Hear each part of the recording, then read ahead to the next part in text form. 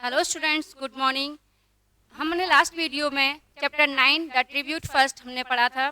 आज उसका second part हम पढ़ेंगे। उसमें क्या था, जो भाई है वो उसको बंटवारे का बड़े भाई का लेटर आता है तो वो अपने गांव पहुंच जाता है और उसके आगे की स्टोरी हम इस सेकंड पार्ट में पढ़ेंगे। So the bus stop was some distance from the place. जो बस है वो थोड़ी दूरी पर गांव से रुकती है। I had fallen behind him. मैं उनके पीछे पीछे जाता हूँ और वो मुझसे वही पुराना क्वेश्चन जो हमेशा वो पूछा करते थे मुझसे पूछते हैं। I just couldn't speak. मैं नहीं बोल सका, मैं कुछ कह नहीं सका, मतलब अभी भी वो कुछ नहीं कह सके। जैसे कि बचपन में करते थे कि भाई उनसे बोलते थक गए क्या तो हम गोद में उठा लें या हाथ पकड़ के चलते थे। The past spotting up in me. और जो पास्ट है मतलब जो पुराना समय था बीता हुआ था वो मेरे दिमाग में वही बात चल रही थी।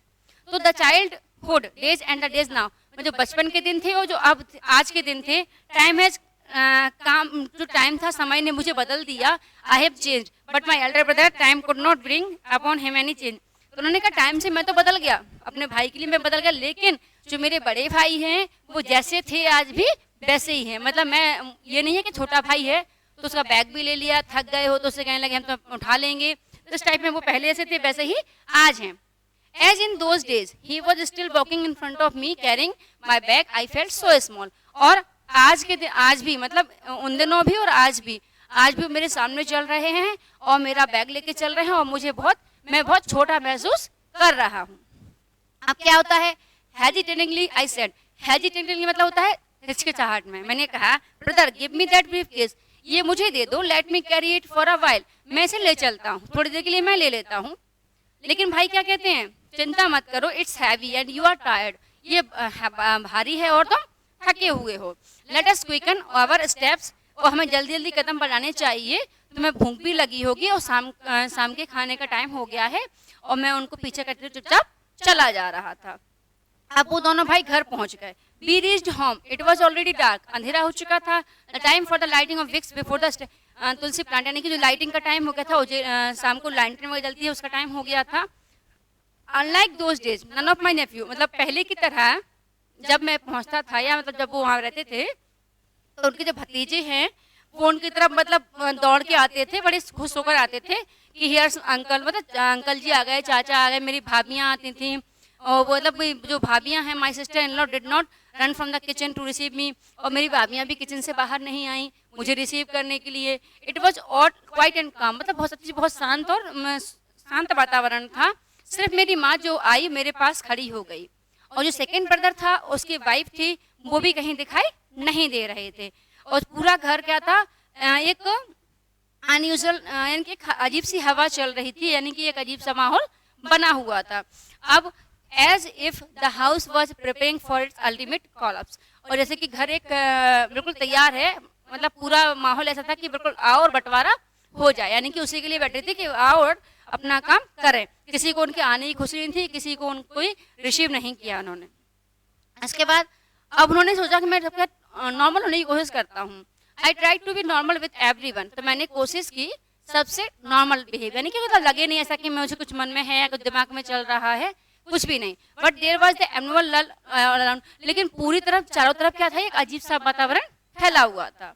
My second brother and his wife in spite of their presence at home, इसके बाद मुझे मेरी सेकंड भाई यानी दूसरे भैया और उनकी भाभी मुझे दिखाई दी। नो इमोशन, लेकिन कोई उनके अंदर कोई भावना नहीं थी कि मतलब आ गए हैं तो उनसे बोले या बात करें, कोई उनके अंदर फीलिंग्स नहीं थी। दे वर ऑल सेट, वो सब कैसे थे, उन्हें किसी चीज़ की चिंता नहीं थी। केयर फॉर नथिंग एल्स, उन्हें सिर्फ बंटवारे से मतलब था। I could not sleep that night, उस रात में सो नहीं सका। और मेरे पूरा ऐसा जो मॉर्निंग था बड़ी मुश्किल से, सुबह बड़ी देर से हुई, बड़ी मुश्किल से हुई और मेरी रात बहुत मुश्किल से कटी। It was mid day, 7 or 8 people had gathered in our courtyard to supervise the vision. Mid day मतलब दोपहर का टाइम, 12 बजे दोपहर का टाइम था। 7 or 8 people, 7-8 लोग वहाँ पर इकट्ठे हुए कोर्टयार्ड में, किसके लिए, सुपरवाइज, जो बंटवारा हो रहा है उसको सुपरवाइज करने के लिए। We 3 brothers were present, हम तीनों भाई उपस्थित थे। Mother was not to be seen anywhere in the, और जो माँ वहाँ दिखाई नहीं दे रही थी, माँ को मतलब इस चीज में नहीं आई। क्या होता है जब बंटवारा वगैरह होता है जब भाइयों में, तो माँ बाप को बहुत बुरा लगता है, तो वो नहीं देख पाते हैं, तो उनकी माँ भी नहीं आई। We were waiting for the final separation. ये सारी बातें चल रही हैं। तो क्या होता है, यहाँ पर आगे आते हैं हम, सारा सामान जो था, ये नेक्स्ट पैरा में है, all the house hold articles, यानी घर का जो भी सारा सामान था सब कुछ वहाँ पर रखा हुआ था। ये सामान का लिस्ट दिया है क्या क्या रखा हुआ था है। लास्ट में I saw my elder brother rise. अब इसके बाद एक मैंने अपने भाई को देखा, जो बड़ा भाई था उठ के खड़ा हुआ। क्यों खड़ा हुआ? क्योंकि उसने क्या किया, कुछ उससे छूट गया था, यानी सब सामान उसने रख दिया था। तो उसने जो रिस्ट वॉच पहनी थी, रिस्ट वॉच वो कलाई वाली घड़ी होती है, वो उन्होंने पहनी थी हैंड, तो उन्होंने उसको भी निकाल कर सामान के साथ रख दिया। अब उस जो बॉस थी उससे भी उनके अलग इमोशंस जुड़े हुए थे। क्या था, जब ये उन्होंने खरीदी थी, ये जो बॉस थी इनके पापा ने इनके लिए खरीदी थी, बड़े भाई के लिए खरीदी थी। और जब वो 11th क्लास में थे, but I also remembered well in my MA final year. लेकिन ये कहते हैं, मुझे पता है जब मेरा भाई 11th में थे, पापा ने ये वॉच उनके लिए खरीदी थी, और जब मैं MA में था तब ये मेरे भाई ने मेरे लिए गिरवी रखी थी ताकि मेरी फीस पे कर सके, मैं दिल्ली भेज सकें इंटरव्यू के लिए। और उन्होंने इस 150 रुपये, 150 रुपये से लिए और मुझे वहाँ भेजा। मुझे बिल्कुल अच्छे से याद है। और मेरे भाई ने ये would come back for him और नॉट, मतलब मैंने भी नहीं सोचा कि इन्हें घड़ी ये उठवा के दे दूँ या इन्हें वापस कर दूँ, मैंने भी इसके बारे में नहीं सोचा। इनका जो काम था, his action seemed symbolic for, ये सारी पतन की चलती रहती हैं। आई वॉज साइलेंट, मैं चुपचाप था। मेरी बड़ी भाभी पीछे खड़ी हुई थी। My second brother was often, और वो कुछ अपनी वाइफ से कान में कुछ बातें कर रहे थे, ये सारी चीज़ें बात चल रही थी। ही वॉज लुकिंग, सारा बंटवारा होता गया। डे ऑफ माई मैरिज, सब चीज़ें बात चलती, कहाँ क्या क्या हुआ। I remember the year father, और मुझे वो चीज़ याद है जब मेरे फादर की डेथ हुई थी। We had to live under a great financial strain. तो जब मेरे फादर की डेथ हुई थी उस टाइम क्या है, हम लोग बहुत फाइनल स्टेज में, बहुत ज़्यादा फाइनल स्टेज कि पैसों से कमी आ गई थी, आर्थिक तंगी आ गई थी। इट वॉज विंटर, सर्दी थी, तो क्या ठंडी बहुत ज़्यादा थी, और हमारे पास लिमिटेड ब्लैंकेट्स, ब्लैंकेट में कम्बल थे। कि मतलब उस टाइम क्या था, ठंडी की वजह से एक कम्बल एक लोगों को पर्याप्त नहीं पड़ता था। तो उस टाइम मेरे भाई क्या करते थे, that night I was sleeping in the, मतलब बगल में सो रहे थे, तो मुझे जब ठंड लगी तो मेरे भाई ने अपना कम्बल भी मुझे उड़ा दिया और वो वैसे ही चले गए। उन्होंने देखा, उसके बाद देखा, सुबह जब फोटो देखा, मेरे भाई जो है उसका ब्लैंकेट मेरे ऊपर पड़ा हुआ है, वो मुझे उड़ा के चला गया, इसको लेटा मेरे ऊपर डाल के चला गया। तो और वो बिना ही ब्लैंकेट्स के अपने फील्ड्स पर, खेतों पर चले गए। अब उन्होंने कहा, जब उनसे कोई पूछता कि ठंडी लग रही है, बोलते मुझे ठंड नहीं लग रही है और मैं ठीक हूँ।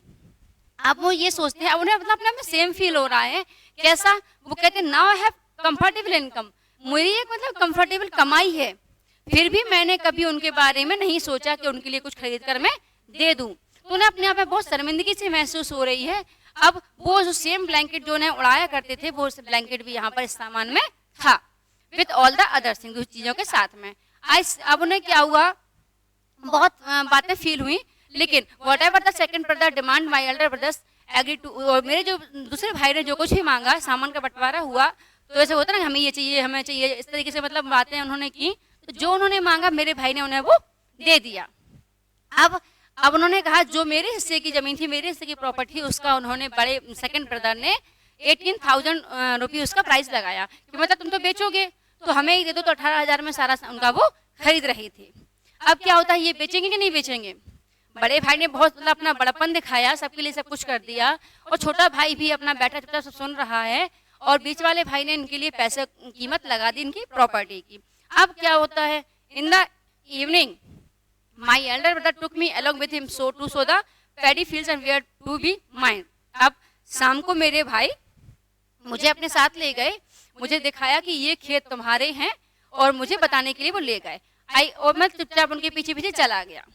अब हम बाउंड्री से बाउंड्री, यानी कि इस मेड़ से उस मेड़ तक पूरा ढूंढते रहे हर जगह, और हर जगह मुझे उनके फुटप्रिंट मैंने फॉलो किया, यानी कि कदम कदम मैं उनके पीछे पीछे चलता रहा। ये सारी इनकी बात चलती रही। अब लास्ट में क्या होता है, इन द मॉर्निंग ये सारा इनका हो गया, बंटवारा सब कुछ हो गया, ये अपनी जगह भी देख के आए। अब सुबह I was to leave for Bhubaneswar, और मैं भुवनेश्वर के लिए जाने वाला था, मतलब बंटवारा हो गया, अब जाने वाले थे। I had no courage to meet my elder brother, और मुझे इतना हिम्मत नहीं थी, इतनी साहस नहीं थे मेरे अंदर कि मैं जाके भाई से मिलूं, उनको फेस करूं। तो जाने से पहले, बस स्टॉप जाने से पहले, एक स्लिप ऑफ पेपर, एक लेटर लिखकर उन्होंने अपनी बड़ी भाभी को दे दिया। विच और इसमें सारी उनकी जो शेयर था, जो हिस्सा था, जो बंटवारे में उन्हें मिला था, उसकी डिटेल उसमें थी। क्या था उसमें?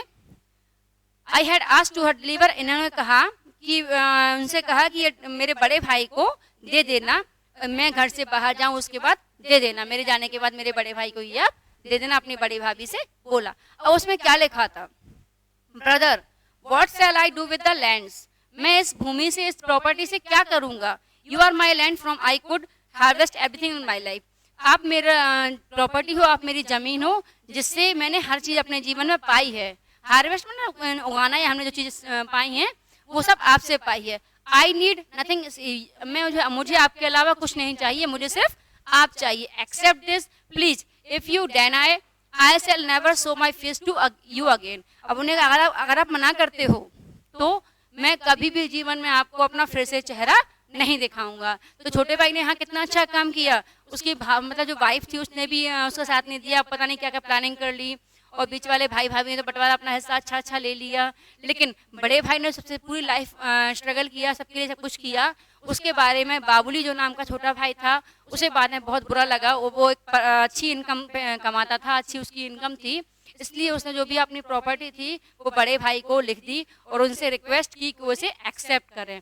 ये अच्छा है स्टोरी। सो इसे आपको बहुत भी सीख भी मिलती है, इससे आपको सीख, अपना मॉरल भी है इस चैप्टर का कि ऐसा मतलब भाइयों के बीच बंटवारा होने से, उनकी बीच में बंटवारा होने से प्रॉपर्टी का बंटवारा होता है, लेकिन क्या होता है मन में आपके कड़वाहट नहीं आना चाहिए, भाइयों में दूरी नहीं होना चाहिए। इस टाइप में एक सीख भी मिलती है कि अपना हिस्सा छोड़ के बड़े भाई को दे देता है, उसके सेक्रीफाइस, उसके हार्ड वर्क को देख के ना, तो इसमें आपको एक अच्छी सीख भी मिलती है।